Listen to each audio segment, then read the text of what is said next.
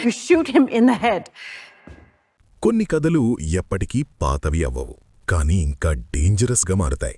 ఈరోజు మనం మాట్లాడుకోబోయేది స్క్రీమ్ 7 2026 గురించి. ఇది ఒక ఫేమస్ హారర్ సిరీస్ నుండి వచ్చిన కొత్త భాగం, ఎక్కడైతే పాత భయం ఒక కొత్త రూపంలో తిరిగి వస్తుంది. కథ సిడ్నీ చుట్టూ తిరుగుతుంది. సిడ్నీ ఇప్పుడు వుడ్స్బరోకి దూరంగా ఒక కొత్త సిటీలో తన డాటర్తో కలిసి ఉంటుంది. తను తన పాత జీవితాన్ని మరిచిపోయి ప్రశాంతంగా బతకాలని ప్రయత్నిస్తుంది.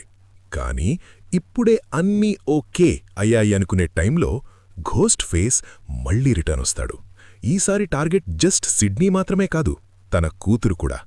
ఇక్కడే మూవీలో ఎమోషనల్ యాంగిల్ చాలా స్ట్రాంగ్గా బిల్డ్ అవుతుంది. ఇది జస్ట్ ఒక సర్వైవల్ స్టోరీ మాత్రమే కాదు, ఒక తల్లి తన బిడ్డని కాపాడుకోవడం కోసం చేసే పోరాటం, తను దేనికైనా రెడీ అని చూపిస్తుంది.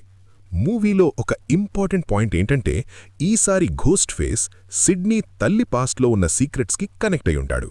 దీనివల్ల కథ పాస్ట్ ఇంకా ప్రెజెంట్ మధ్య తిరుగుతూ ఉంటుంది.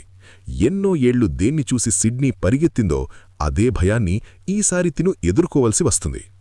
పాజిటివ్ పాయింట్స్ ఏంటంటే, Sydney character, Sydney pain, maturity, ఇంకా ఒక తల్లిగా తను అనుభవించే ప్రెషర్ స్క్రీన్ మీద క్లియర్గా కనిపిస్తుంది.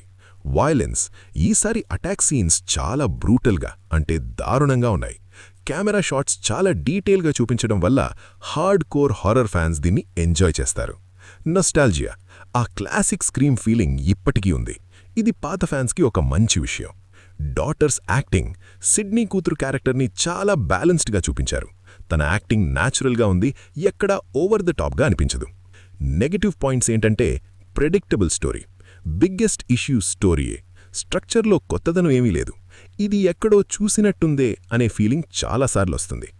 ఘోస్ట్ ఫేస్ రివీల్, ఈసారి ఘోస్ట్ ఫేస్ రివీల్ అంత స్ట్రాంగ్గా లేదు.